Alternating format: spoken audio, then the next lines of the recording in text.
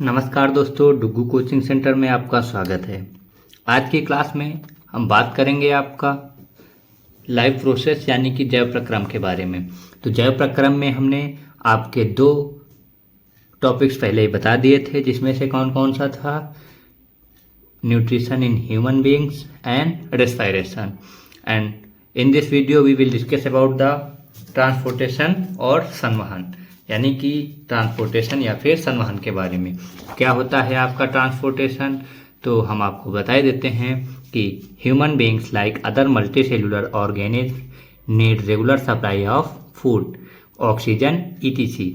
This function is perform by the circulatory system, यानी कि human beings जैसे कि मनुष्यों की तरह और भी जो कि मल्टीसेलुलर यानी कि बहुकोषीय जीव होते हैं, उनको किस चीज़ की आवश्यकता होती है? एक तो खाने की आवश्यकता होती है, उसके साथ में उन्हें ऑक्सीजन की भी आवश्यकता होती है, और जो इस चीज़ की सप्लाई को आपके शरीर में पूर्ण करता है वो कौन होता है? Circulatory system. ठीक है, अब आगे हम बात करेंगे कि मनुष्य में भोजन, ऑक्सीजन व अन्य आवश्यक पदार्थों की निरंतर आपूर्ति करने वाला तंत्र क्या कहलाता है? आपका संवहन तंत्र। ठीक है, तो ये जो आपके शरीर में सारी पूर्ति होती है ये किसके माध्यम से होती है, अब हम इसके बारे में आपसे डिस्कस करेंगे। तो जो मेनली आपके तीन पार्ट्स होते हैं मानव संवहन तंत्र के, मुख्य अवयव जो होते हैं वो मुख्यतः तीन प्रकार के हैं, जिसमें से पहला है आपका कौन सा? हार्ट, यानी कि हृदय। हृदय का आपका क्या काम होता है? जो हृदय है आपका ये एक पंपिंग ऑर्गन है, यानी कि इसका सिर्फ काम एक पंप करने का होता है। तो किसे पंप करने का होता है अभी हम आपको आगे बताएंगे। इसके बाद आपका दूसरा है आर्टरीज एंड वेन्स, यानी कि रक्त नलिकाएं, जिसमें से आपकी धमनियां या सिराएं आती हैं। इसका काम क्या होता है? रक्त परिसंचरण का, यानी कि रक्त इन्हीं से आपका फ्लो करता है। ठीक है, लास्ट में है आपका ब्लड एंड लिम्फ। इसका क्या काम है? अ सर्कुलेटरी मीडियम, जो आपका वाहन माध्यम है। इसमें से आपको रक्त व लसिका के बारे में बताना है आपको। ठीक है, इतना हो गया। अब ये बताइए, अगर रक्त है तो हमें रक्त के बारे में भी थोड़ी सी जानकारी ज्ञात करनी होगी। चलिए अब हम आगे आपसे बात करते हैं रक्त के बारे में। जो आपका रक्त होता है मेनली या टू पार्ट्स में डिवाइड होता है। कौन कौन सा? सॉलिड एंड लिक्विड, यानी कि ठोस और द्रवीय अवयव में। तो जिसमें से आपका ये जो ब्लड है, कुछ ब्लड में सॉलिड के मॉलिक्यूल्स पाए जाते हैं और लिक्विड के भी मॉलिक्यूल्स पाए जाते हैं। ठीक है, तो जो आपका सॉलिड कंपोनेंट है उसमें से आपके मेनली तीन पार्ट्स होते हैं। पहला कौन सा है?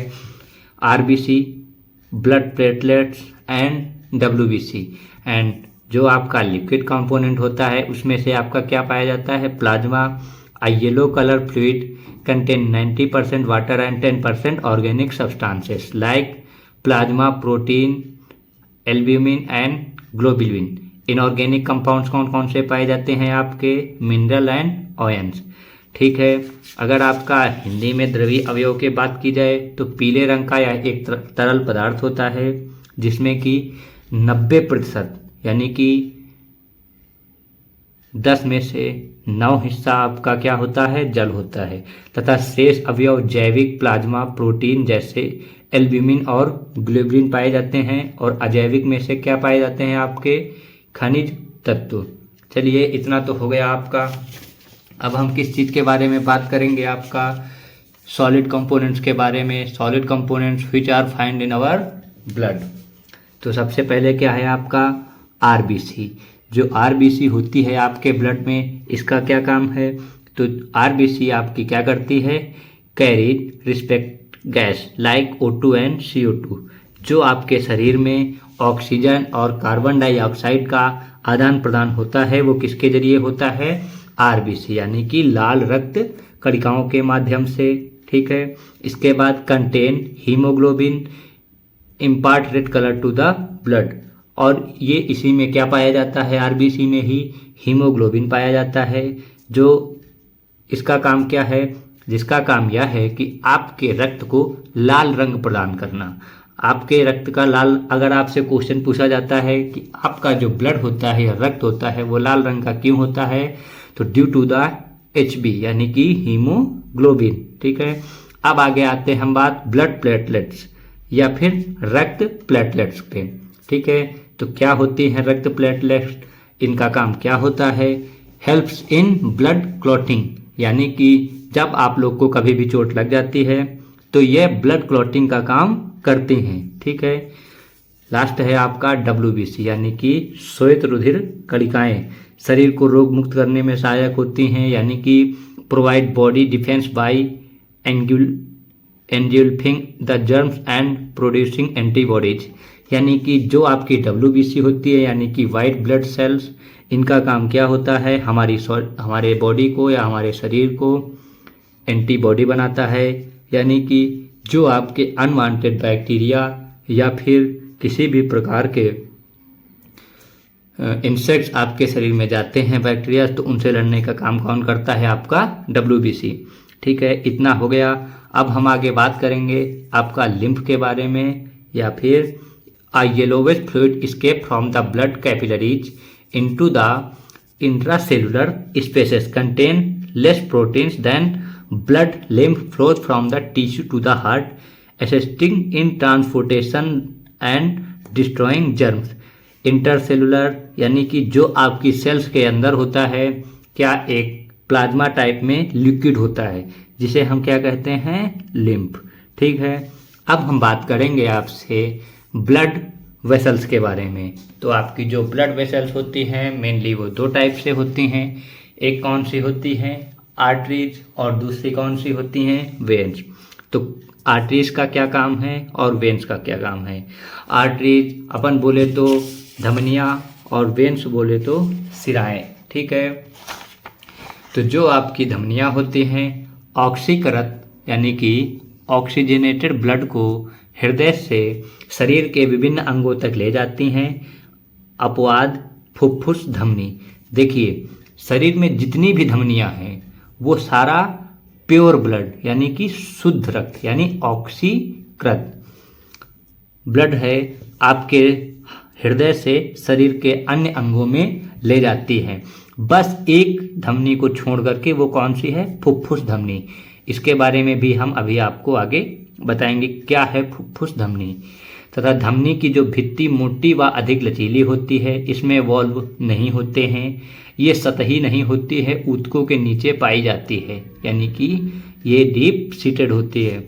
सिराएं विभिन्न अंगों से अनाक्सीकृत रुधिर एकत्र करके वापस हृदय में लाती हैं। अब इसका भी अपवाद है, एक अपवाद यानी कि फुफ्फुस सिरा। बाकी सारे सिराएं, जितने भी सिराएं हैं आपके शरीर में, कौन सा अनाक्सीकृत रक्त अपने अंदर ले जाते हैं, सिवाय फुफ्फुस सिरा के। सिरा की भित्ति कम मोटी व कम लचीली होती हैं, वॉल्व होते हैं या सतही होते हैं, यानी कि आपके शरीर में जो ऊपर की ओर पाए जाते हैं नीले रंग की, आपने देखा होगा वो क्या होती हैं, सिराएं। ठीक है, चलिए, carries oxygenated blood from heart to body parts except pulmonary artery, यानी कि पल्मोनरी आर्टरी के सिवाय सारी आर्टरीज में प्योर ब्लड रहता है। Also called distributing vessels, thick and elastic, deep seated means अंदर की तरफ रहती हैं। Carry deoxygenated blood from body parts to heart except pulmonary vein, ये क्या, आल्सो कॉल्ड कलेक्टिंग वेसल्स। इनको हम कलेक्टिंग वेसल्स के नाम से भी जानते हैं, क्यों, क्योंकि ये पूरे शरीर का रक्त कहाँ पे एकत्रित करती हैं, आपके हार्ट में। ठीक है, ये thin and less elastic superficial as compare to arteries, ये आर्टरीज की अपेक्षा ऊपर होती हैं। ठीक है, अब बात करेंगे हम आपका ट्रांसपोर्टेशन इन प्लांट्स। ये बताइए भाई साहब, क्या सिर्फ ट्रांसपोर्टेशन मनुष्यों में ही होता है? नहीं, ट्रांसपोर्टेशन जो है आपका पेड़ पौधों में भी होता है। तो जो पेड़ पौधों में ट्रांसपोर्टेशन होता है उसके मेनली दो टाइप्स होते हैं। पहला कौन सा है आपका, xylem, and second is phloem. तो क्या अंतर है दोनों के बीच में, हम अभी आपको बताते हैं। जो जाइलम है, जाइलम का काम क्या है, ये आपका जो है carries water and minerals from the roots to other parts of the plant, यानी कि वाटर और मिनरल्स को जड़ों से कहाँ तक पहुँचाता है, other parts of the plant, पेड़ पौधों के अन्य पार्ट तक कौन पहुँचाता है, आपका xylem. No energy is use, और इस प्रक्रिया में कोई एनर्जी यूज नहीं होती है, ठीक है। Phloem carries product of photosynthesis from leaves to the other parts of the plant. आपकी जो फोटोसिंथेसिस होती है वो किधर होती है, पत्तियों में। तो जो फोटोसिंथेसिस से आपका मटेरियल ऑब्टेन होता है, जो प्रोडक्ट आप ऑब्टेन करते हैं, उसको कहाँ पहुँचाता है, other parts of the plant. Energy is used from ATP, और इसमें से क्या होता है, आपकी एनर्जी यूज होती है in the form of ATP, यानी कि एडिनोसिन ट्राइफॉस्फेट, ठीक है। तो हम बात कर रहे हैं आपका किसका, पादपों में परिवहन के बारे में। जो पादपों में परिवहन है वो किसके माध्यम से होता है, आपका जाइलम और फ्लोएम के माध्यम से। इनको हिंदी में भी जाइलम और फ्लोएम ही बोलते हैं। तो जो आपका जाइलम है, इसका काम क्या करना है, पादप तंत्र का यह एक अवयव है जो मृदा से यानी कि मिट्टी से प्राप्त जल और खनिज लवणों का वहन करता है, जबकि फ्लोएम पत्तियों द्वारा प्रकाश संश्लेषित उत्पादों को पौधे के अन्य भागों तक वहन करता है। यानी कि जो आपके खनिज पदार्थ हैं उनको पत्तियों तक कौन पहुंचाता है, जाइलम, और पत्तियों से जो आपका भोजन प्राप्त होता है in the form of glucose, वो पौधों के अन्य भागों तक कौन पहुंचाता है, आपका फ्लोएम। जड़ व मृदा के मध्य आयन सांद्रण में अंतर के चलते जल मृदा से जड़ों में प्रवेश कर जाता है तथा इसी के साथ एक जल स्तंभ निर्माण हो जाता है जो कि जल को लगातार ऊपर की ओर धकेलता है। यही दाब जल को ऊंचे वृक्ष के विभिन्न भागों तक पहुंचाता है। यही जल पादप के वायवीय भागों द्वारा वाष्प के रूप में वातावरण में विलीन हो जाता है। यह प्रक्रम वाष्पोत्सर्जन कहलाता है। इस प्रक्रम द्वारा पौधों को निम्न रूप में सहायता मिलती है, जैसे कि जल के अवशोषण एवं जड़ से पत्तियों तक जल तथा विलेय खनिज लवणों के ऊपरीमुखी गति में सहायक। यानी कि जो पेड़ पौधे होते हैं वो क्या करते हैं, ऊपर की ओर बढ़ते हैं, पौधों में ताप नियमन में भी सहायक है। भोजन तथा दूसरे पदार्थों का स्थानांतरण किसमें, आपके पौधों में, ठीक है। तो प्रकाश संश्लेषण के विलेय उत्पादों का वहन स्थानांतरण कहलाता है, जो कि कौन करता है, आपका फ्लोएम ऊतक द्वारा होता है। स्थानांतरण पत्तियों से पौधों के शेष भागों में ऊपरमुखी तथा अधोमुखी दोनों दिशाओं में होता है, ठीक है। फ्लोएम द्वारा स्थानांतरण ऊर्जा के प्रयोग से पूरा होता है, अतः सुक्रोज फ्लोएम ऊतक में एटीपी ऊर्जा से परासरण बल द्वारा स्थानांतरित होता है। जो आपका फ्लोएम होता है वो एटीपी बल द्वारा स्थानांतरण करता है किसको, जो हमारा फूड या फिर हमारा मटेरियल बना हुआ है पेड़ पौधों के उपयोग के लिए, ठीक है। तो आज इतना हो गया आपका। Transpiration is the process of loss of water vapour from aerial parts of the plant, ठीक है। अब इसके आगे हम आप लोग से बात करेंगे किस चीज़ के बारे में। अभी मैंने आपको एक पार्ट बताया था ना, क्या, हार्ट यानी कि हृदय। तो दोस्तों मैंने अभी आपसे कहा कि ब्लड और लिम्फ के बारे में हम बात कर चुके हैं, आर्टरी एंड वेन्स के बारे में बात कर चुके हैं। अब हम बात करेंगे आपका हार्ट यानी कि हृदय के बारे में। तो जो हृदय है आपका, ये बहुत ही कॉम्प्लिकेटेड ऑर्गन है आपकी बॉडी का। तो इसमें से आप थोड़ा सा पहले ये देख लीजिए कि जो आपका हार्ट है इसमें मुख्यतः 4 चैम्बर होते हैं, यानी कि right atrium, right ventricle, left atrium, left ventricle. ऊपर के 2 चैम्बर एट्रियम, नीचे के दोनों चैम्बर वेंट्रिकल के नाम से जाने जाते हैं, ठीक है। अब अगर हम आपसे बात करें हिंदी में तो इनको हम आलिंद और नीचे वाले चैम्बर को निलय कहते हैं, यानी कि दायां आलिंद, बायां आलिंद, दायां निलय तथा बायां निलय, ठीक है। तो इसमें से हम आपसे बात करेंगे कि मानव हृदय में कुल 4 चैम्बर हैं, जो उनमें से इनका काम क्या है। तो आपके मान के चलो, थोड़ी देर के लिए मान लो कि ये सारे बॉडी ऑर्गन्स हैं, ठीक है। और ये आपका लंग्स हुआ, ये आपका हार्ट हो गया, ठीक है। तो जो आपका बॉडी ऑर्गन से, बॉडी ऑर्गन से आपका ब्लड कहाँ एकत्रित होता है? राइट एट्रियम में, यानी कि deoxygenated blood stored from the body organs in right atrium. ठीक है, अब जो है आपका राइट एट्रियम क्या करता है? आपका ब्लड फ्लो करता है किधर? राइट वेंट्रिकल से। ठीक है, ये राइट वेंट्रिकल हो गया आपका। राइट वेंट्रिकल से ब्लड पंप करके थ्रू द पल्म्यूनरी आर्टरी, मैंने अभी बताया था ना आपको कि पल्म्यूनरी आर्टरी में कौन सा ब्लड रहता है? डीऑक्सीजनेटेड। तो ये देखो यहाँ मिल गया ना आपकी पल्म्यूनरी आर्टरी। कहाँ ब्लड पहुँचाती है? लंग्स में। और लंग्स में क्या होता है कि आपका जो डीऑक्सीजनेटेड ब्लड होता है वो किस में कन्वर्ट होता है? ऑक्सीजनेटेड में, क्योंकि जब आप सांस लेते हैं तो ऑक्सीजन कहाँ जाती है? लंग्स में। और लंग्स में ही आरबीसी ऑक्सीजन से रिएक्ट करके कार्बन डाइऑक्साइड को निकाल देती है और ऑक्सीजन ग्रहण कर लेती है। फिर जो आपका ये ब्लड है थ्रू द पल्म्यूनरी वेन, यानी कि सिरा, पल्म्यूनरी वेन कौन सी ब्लड कंटेन करती है? आपका ऑक्सीजनेटेड ब्लड। कहाँ पहुंच रहा है आपका? लेफ्ट एट्रियम में, यानी कि लेफ्ट एट्रियम से कहाँ जाएगा आपका ये? लेफ्ट वेंट्रिकल में। देखिए, right atrium to right ventricle, left atrium to left ventricle blood. ठीक है, अब लेफ्ट वेंट्रिकल क्या करेगा? ब्लड को पंप करेगा थ्रू द एओर्टा। ठीक है, किधर? आपका बाकी के जितने भी आपके बॉडी ऑर्गन्स हैं। ठीक है, तो देखिए मेरे पास एक हार्ट का डायग्राम है, ये आपको बनाना है पेपर में। तो इसमें थोड़ा सा कॉम्प्लिकेटेड हो सकता है समझने के लिए, तो इसके मुख्य पार्ट आपको हम बता रहे हैं अभी, हिंदी और इंग्लिश दोनों में। तो भाई पहला पार्ट क्या है?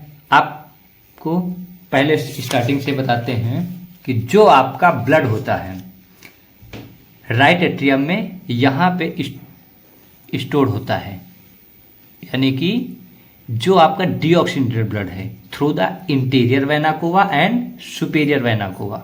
देखिए, जो आपके हृदय के नीचे के ऑर्गन्स का ब्लड है कहाँ से एकत्रित होगा? इंफीरियर वेना कोवा से। और जैसे आपका हेड हो गया, सर हो गया, यहाँ का ब्लड सुपीरियर वेना कोवा से कहाँ एकत्रित हो रहा है? आपका राइट एट्रियम में। ठीक है, अब यहाँ पे ब्लड स्टोर होने के बाद क्या होगा कि ये ट्राइकस्पिड वॉल्व, जो ये वॉल्व होती है यहाँ पे, ट्राइकस्पिड वॉल्व की सहायता से कहाँ इंटर करेगा? राइट वेंट्रिकल में, यानी कि जो आपका निलय है इस निलय में आपका इंटर करेगा। इस निलय में, दाएं निलय में इंटर करने के बाद थ्रू द पल्म्यूनरी आर्टरी, पल्म्यूनरी आर्टरी बोले तो फुफ्फुस धमनी के थ्रू कहाँ जाएगा आपका? ये जाएगा आपके इधर लंग्स में। ठीक है, लंग्स में जाने के बाद क्या होगा? डीऑक्सीजनेटेड टू ऑक्सीजनेटेड में कन्वर्ट होगा।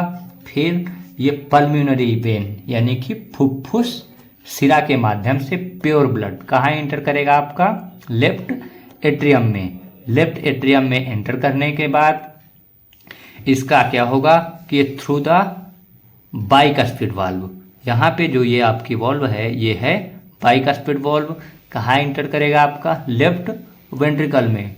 लेफ्ट वेंट्रिकल में एंटर करने के बाद ये जितना भी ब्लड है आपका एओर्टा के माध्यम से शरीर के बाकी सभी उसको या फिर ऑर्गन्स में पहुंचा दिया जाएगा। तो हार्ट का काम आपको समझ में आया। ये सिर्फ केवल एक पंपिंग का काम कर रहा है ना, इसके सिवाय हार्ट का आपका कोई काम दिख रहा है इसमें? नहीं। तो ये दोनों डायग्राम आप लोग को ध्यान से देख लेना है और अपनी कॉपी में अच्छे से बना लेना है। तो हार्ट में अगर हम बात करें इसके बारे में थोड़ी सी और, तो बाकी शरीर की अपेक्षा या बाकी अकॉर्डिंग टू योर बॉडी आपका हार्ट में हर चीज उल्टा है। बोले तो राइट में डीऑक्सीनेटेड ब्लड, राइट में डीऑक्सीनेटेड ब्लड, लेफ्ट में ऑक्सीनेटेड ब्लड, लेफ्ट वेंट्रिकल में ऑक्सीनेटेड ब्लड, यानी कि और सुनो, आपकी पूरी बॉडी के जितनी भी आर्टरीज हैं उनमें कौन सा ब्लड रहता है? Pure. But in heart pulmonary artery में आपका इम्प्योर ब्लड। पूरी बॉडी में आपकी वेन्स में इम्प्योर ब्लड होता है, बट जो हार्ट की वेन होती है पल्मोनरी वेन, उसमें प्योर ब्लड बहता है। तो इसीलिए कहते हैं कि दिल की मत सुनो भाई, इसमें सब कुछ उल्टा है। ठीक है, तो अब आपको समझ में आ रहा है कि इसमें क्या क्या उल्टा सीधा दिया हुआ है। ठीक है, अगर आ गया तो ठीक है। ये दोनों डायग्राम आप लोग को बना लेना है, पेपर में बहुत ही आवश्यक ही आते हैं ये। ठीक है, तो इसके जो आपको कुछ काम बताएं अगर आपसे हम, तो जो आपका है मानव हृदय एक पंप की तरह होता है जो सारे शरीर में रुधिर का परिसंचरण करता है। आलिंद की अपेक्षा निलय की पेशी भित्ति मोटी होती है, क्योंकि निलय को पूरे शरीर में अधिक रक्तचाप से रुधिर भेजना होता है। देखिए, आलिंद बोले तो ये जो ऊपर का पार्ट होता है, ऊपर के दोनों चैम्बर, और निलय दोनों नीचे के। तो जो नीचे वाले हैं, इनकी जो भित्तियां होती है मोटी होती हैं। क्यों? क्योंकि ये ब्लड को पंप करने का काम करते हैं। देखिए, इससे ब्लड निकल रहा है आपका किधर के लिए? फॉर द लंग्स, यानी फेफड़ों के लिए, और बाएं निलय से निकल रहा है फॉर द बाकी शरीर के ऑर्गन्स के लिए, for all the organs of our body. ठीक है, इससे अधिक रक्तचाप से ब्लड निकलता है। अब इसके बाद blood travels twice through the heart in one complete cycle of the body. जो आपका ब्लड है travels twice through the heart in one complete cycle of the body. इतना समझ में आ गया। Diagram show blood circulation in human body. Double circulation, double circulation आपको समझ में आया क्या? यानी कि double circulation also known as blood travels twice through the heart in one complete cycle of the body. यानी कि हमारे शरीर में अगर एक बार हार्ट कंट्रैक्ट करता है तो आपके शरीर में ब्लड कितनी बार पंप होता है? भाई देखो, एक ही बार के कॉन्ट्रैक्शन में आपका ब्लड कहाँ से जा रहा है? राइट वेंट्रिकल टू लंग्स और left ventricle to whole body organs of our body. ठीक है, तो आज की क्लास के लिए इतना आप लोग के लिए काफ़ी है। पल्मोनरी सर्कुलेशन, ठीक है, इतना काफ़ी है। बाकी की हम लोग आगे बात करेंगे। आपका क्या बच रहा है? लास्ट पार्ट बच रहा है आपका एक्सक्रीटरी। ठीक है, एक्सक्रीटरी भी आपको नेक्स्ट लेक्चर में हम बता देंगे।